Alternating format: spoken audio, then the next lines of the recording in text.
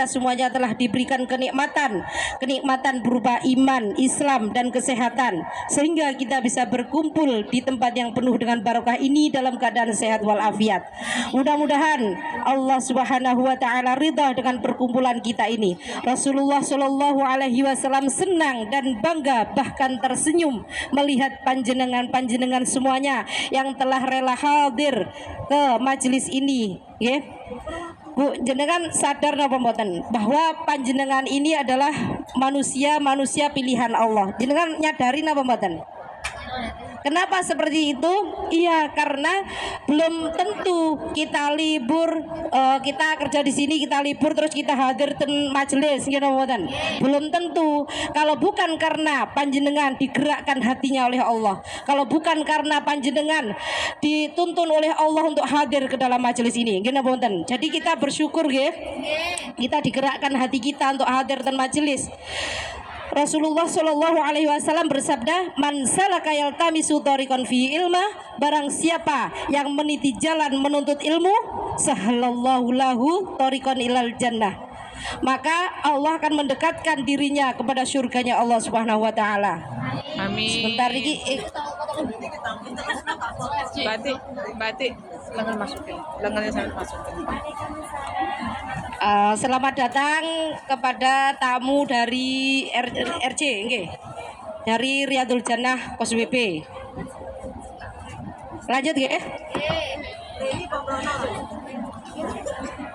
Rasulullah Shallallahu alaihi wasallam bersabda bahwa kita itu, jika kita hadir ke majelis itu berarti sama dengan kita itu mendekatkan diri dengan surganya Allah. Sehingga di dalam majelis itu dikatakan fa innama yujaru fihi arba'atun. Di dalam bermajelis itu ada empat golongan orang yang mendapatkan pahala.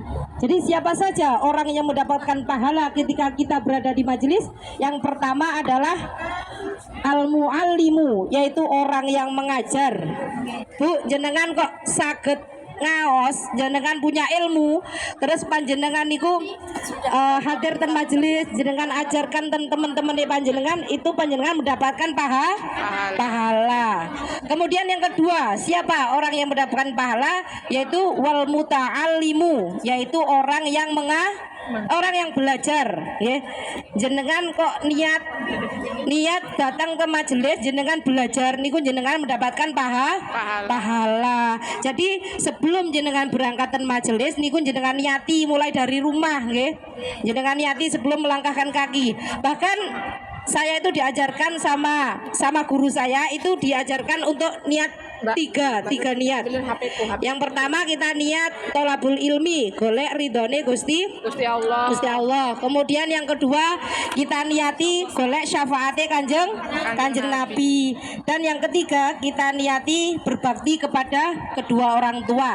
Maka insya Allah amalan baik yang kita lakukan ini juga mengalir terhadap orang tua kita. Karena apa? Karena kita sudah niat. Jadi kalau panjenengan niat, di setiap langkah panjenengan berangkat ke majelis niku dicatat sebagai pahala oleh para malaikat. Berarti lek sing griyane paling jauh, pahalane sing paling kata nggih. Sing griyane paling jauh. Nah, itu. Kemudian yang ketiga, siapa orang yang mendapatkan pahala? Yang ketiga adalah wal mustami'u, yaitu orang yang mendengarkan. Bu, jenengan kok hadir ten majelis, terus jenengan niku mendengarkan apa yang disampaikan oleh guru-guru panjenengan, ngoten niku jenengan sampun dapat pahala. Kemudian yang keempat, siapa yang orang mendapatkan pahala? Yang keempat adalah wal muhibbulahu, orang yang cinta, seneng. Jenengan niku mek seneng tok nyenengi ten majelis niku lho pun angsal ganjaran. Seneng tok pun angsal ganjaran, apa maneh lek purun ngaji. Nah, dari tadi kan yang diomongin pahala terus ya. Lalu seperti apa pahala orang yang datang ke majelis tersebut? Mungkin insya Allah kalau apa panjenengan tahu seperti apa pahalanya orang yang bermajelis, insya Allah panjenengan akan lebih semangat datang ke majelis. Gini mboten.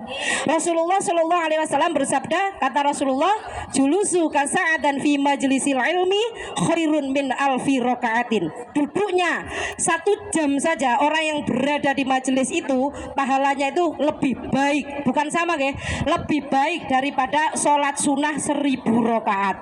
Maka ngapunten panjenengan nopo nate sholat sunnah 1000 rakaat dalam semalam nate nopo mboten? Nate nopo mboten? Padha iki malah belas ora tau nggih.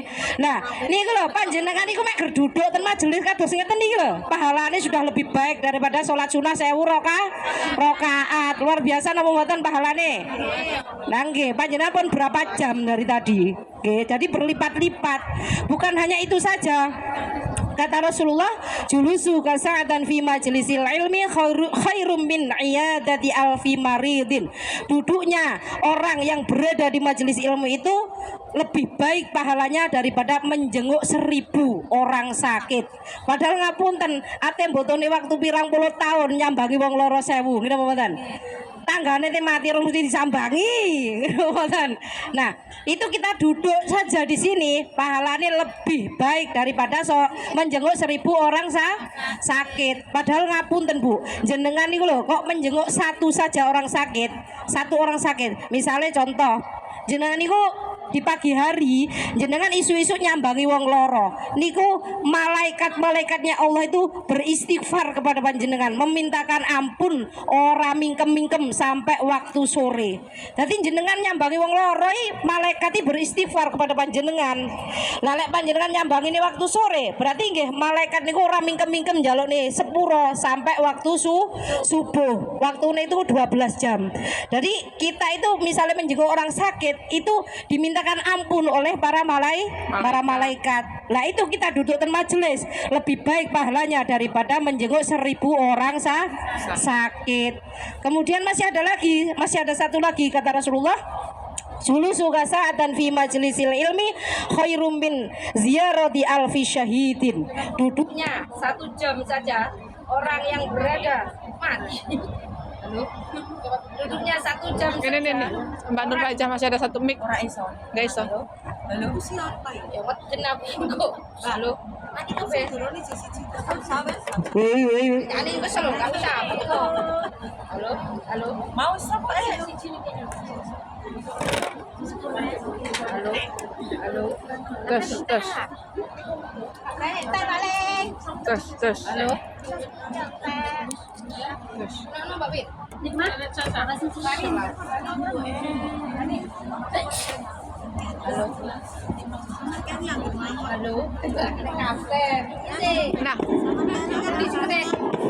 Halo. Halo. Bisa.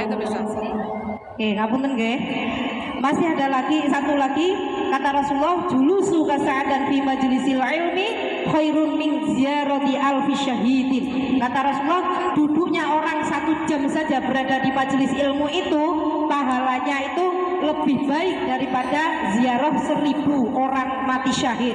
Orang terima ziarah wali songo Bu, wali 1000 pahalanya. Berarti luar biasa nggih, lek jenengan datang ke majelis pahalanya niku luar biasa.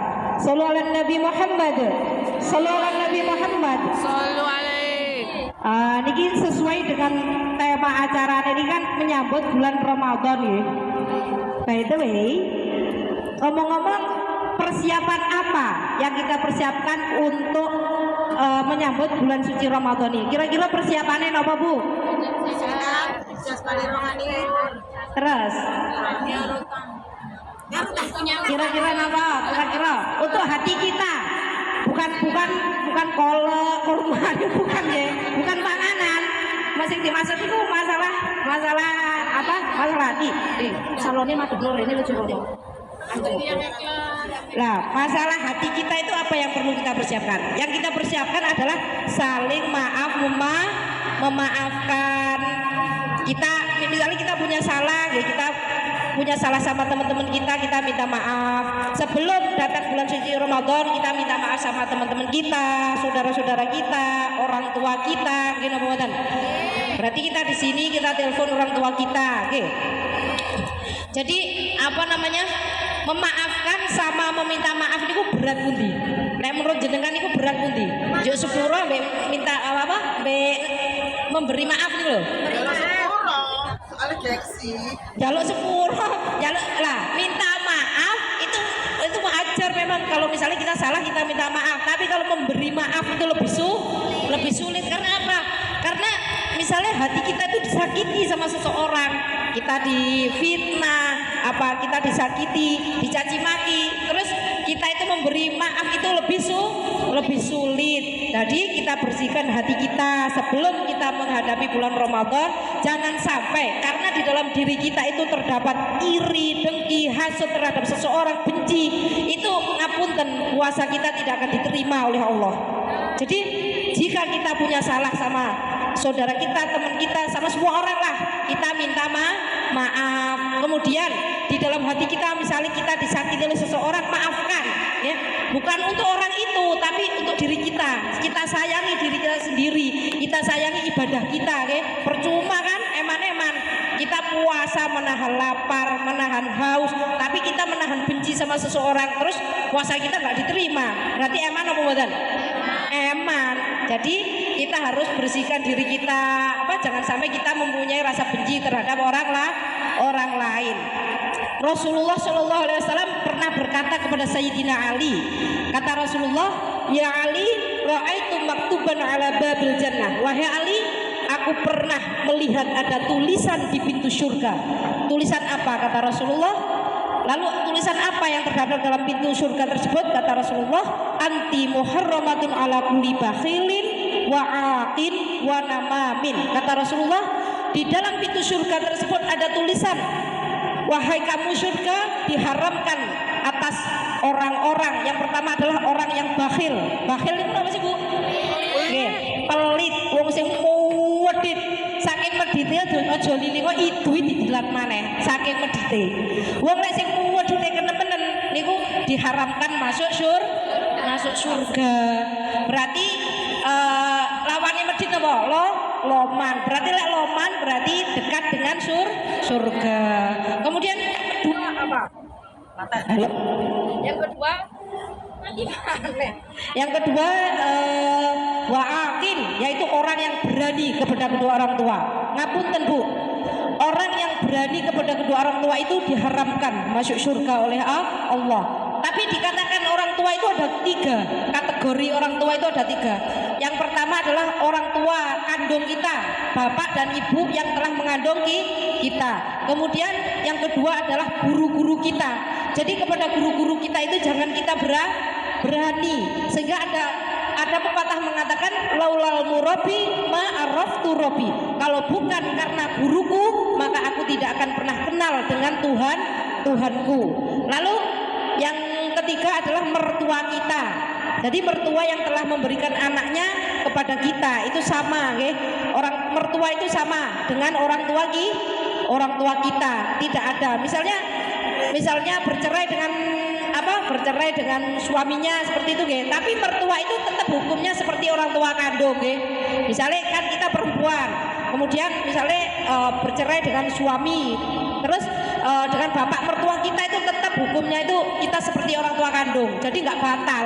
Misalnya jenengan niku wudu terus salaman, niku mboten batal dengan mertua, walaupun mantan mertua niku tetap mboten batal. Niku hukumnya, iya hukumnya tetap kita tidak batal seperti ayah kandung kita, walaupun kita sudah pisah, walaupun dinamakan mantan mertua, tapi itu tetap nggak ada nggak ada talaknya seperti suami gitu loh, oke? Nah itu kepada orang tua kita jangan pernah kita sampai berani. Karena apa? Karena ridhonya Allah itu tergantung kepada ridhonya orang tua kita, oke? Nah itu. Kemudian kita itu kan sekarang berada di bulan Sya'ban, ya. Dan ternyata Allah itu menciptakan khusus malaikat di bulan Sya'ban. Malaikat itu diciptakan khusus, kerjanya itu hanya di bulan Sya'ban. Berarti kerjanya malaikat itu mek setahun pisan, khusus waktu Sya'ban. Dan besarnya malaikat itu, Bu, kalau ingin tahu, kepalanya malaikat itu berada di bawahnya arsy-Nya Allah. Kemudian kakinya menjulang ke bawah, kakinya tersebut berada di lapisan bumi yang paling bawah, lapisan ketujuh. Kemudian sayap kanan dan kirinya antara ufuk barat sampai ke ufuk timur. Kira-kira malaikat itu gede nopo cili? Gede nggih. Nah, ketika datang bulan Sya'ban, Allah Subhanahu wa taala itu memerintahkan kepada malaikat tersebut, kata Allah, wahai malaikat, menyelamlah engkau ke dalam air kehidupan. Lalu menyelam malaikat tersebut. Setelah menyelam, lalu malaikat itu mengangkat kepalanya dan mengibaskan kepalanya. Kemudian terdapat percikan-percikan air ya. Dari tetesan-tetesan air tersebut, Allah itu menciptakan malaikat. Jadi satu tetes air itu tercipta malaikat, satu tetes ke malaikat. Ini tidak terhitung ya berapa puluhan juta banyaknya malaikat tersebut. Dan malaikat, tetesan-tetesan yang diciptakan jadi malaikat tersebut, kerjanya itu adalah apa? Istighfar. Halo, mati ada. Kenangannya apa? Halo. Beristighfar. Siapa? Beristighfar, memintakan ampun kepada orang yang membaca sholawat di bulan Sya'ban. Jadi ini khusus di bulan Sya'ban itu, jika kita bersolawat, Tak gelundungin ya. Tak gelundungin ya. malaikat tersebut beristighfar kepada hamba Allah yang membaca sholawat. Nanti satu kali kita membaca sholawat dimintakan ampun oleh Allah. Baik di benano. Nah,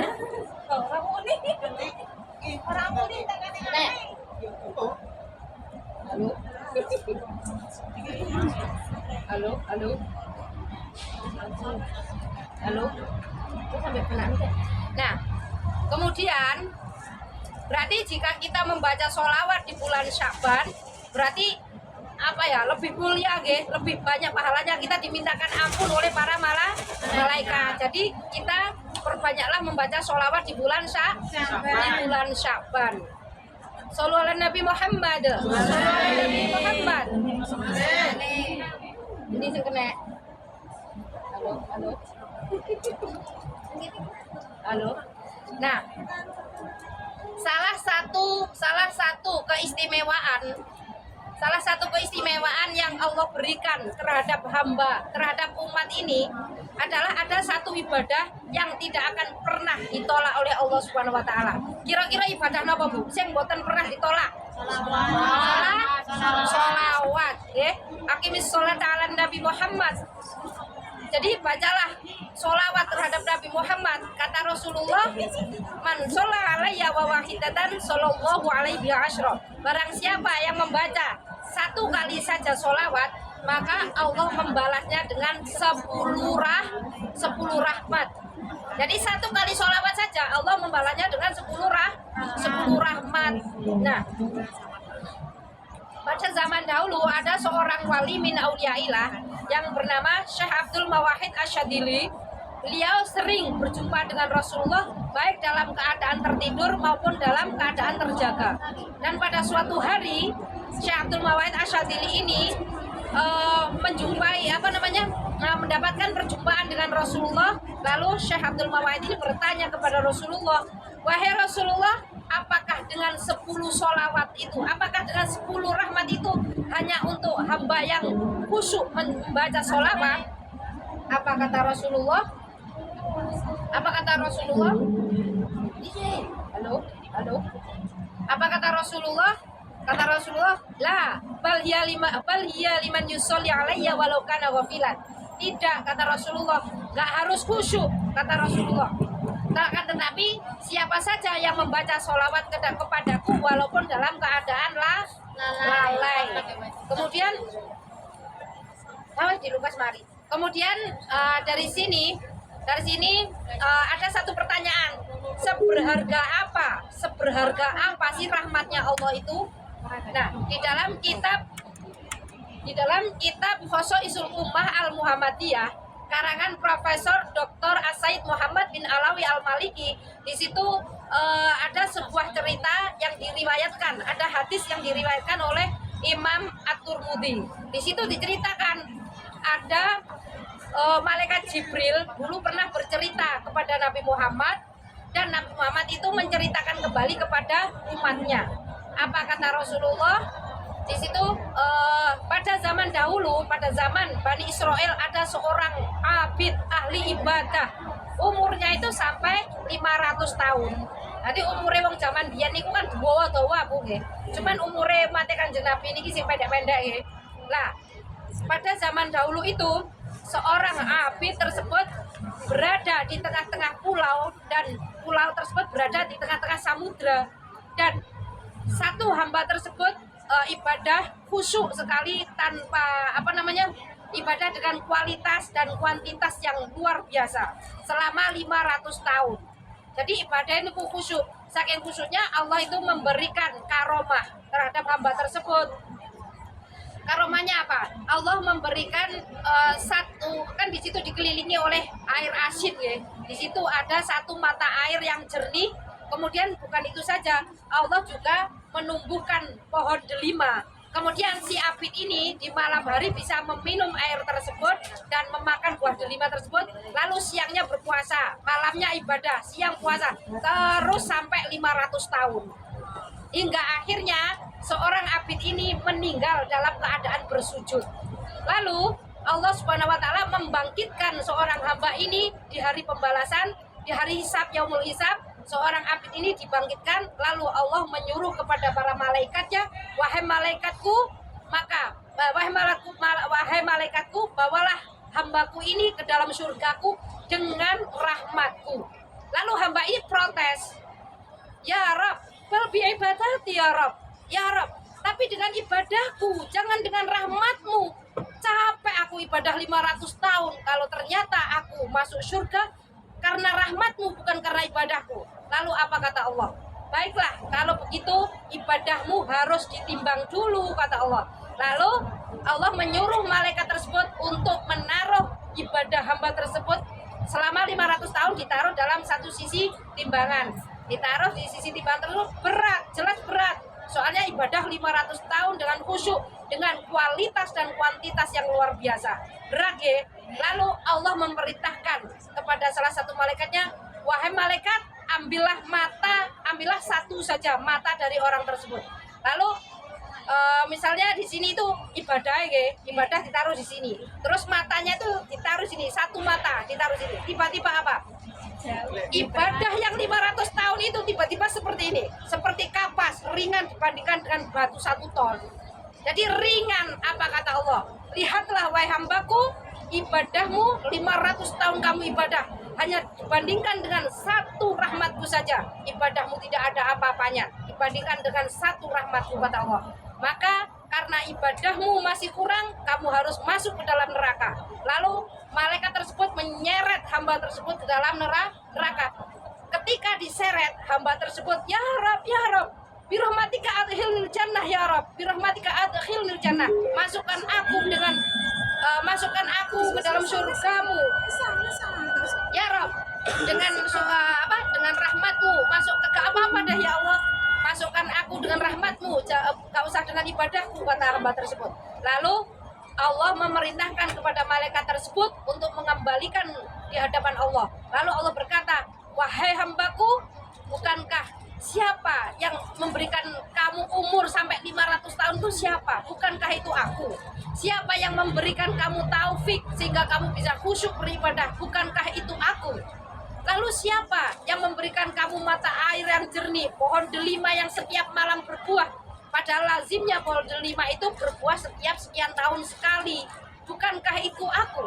Ketahuilah wahai hambaku, seluruh yang terjadi di alam semesta ini adalah karena rahmatku, kata Allah. Nah, itu padahal satu rahmatnya Allah, satu mata nggih, belum mata satunya, belum jantungnya, belum semuanya yang berada dalam tubuh kita itu semuanya adalah rahmatnya Allah. Dan ketika Nabi Muhammad mengakhiri kisah ini, kata Rasulullah, wahai para sahabatku, ketahuilah seluruh manusia yang seluruh manusia masuk surga itu hanya karena rahmatku, kata Allah. Kata Rasulullah, semua orang masuk surga itu karena rahmatnya Allah. Lalu sahabat bertanya, ya Rasulullah, awama anta? Ya Rasulullah, bagaimana dengan kamu? Kata Rasulullah, iya sama, aku juga masuk surga karena rahmatnya Allah. Nah, dari kisah ini kita bisa memetik satu pelajaran bahwa satu saja rahmatnya Allah jika dibandingkan dengan 500 tahun ibadah itu tidak ada apa-apanya. Kemudian betapa murahnya Allah terhadap umat Kanjeng Nabi seperti kita ini. Allah memberikan 10 rahmat, Bu, bukan satu rahmat ya. 10 rahmat hanya dengan kita membaca satu kali sholawat. Bagaimana kalau kita membaca 100 kali? Bagaimana kalau membaca 1000 kali, 10.000 kali dalam sehari? Maka tidak akan bisa kita menghitungnya, berarti murah sekali Allah terhadap hamba-hambanya yang bersolawat, membaca solawat kepada Nabi Muhammad, kepada kasih Allah, terutama sekarang ini di bulan Sya'ban. Nah, saya rasa cukup sekian tausiah singkat ini dari saya. Apabila ada kekurangannya itu datangnya dari saya sendiri karena saya bukan siapa-siapa, saya tempatnya salah dan lupa, manusia biasa. Tapi kalau ada baiknya itu datangnya dari Allah Subhanahu wa taala. Dan sekian saya akhiri, usikum wa nafsi bitaqullah. Wassalamualaikum warahmatullahi wabarakatuh. Waalaikumsalam warahmatullahi wabarakatuh.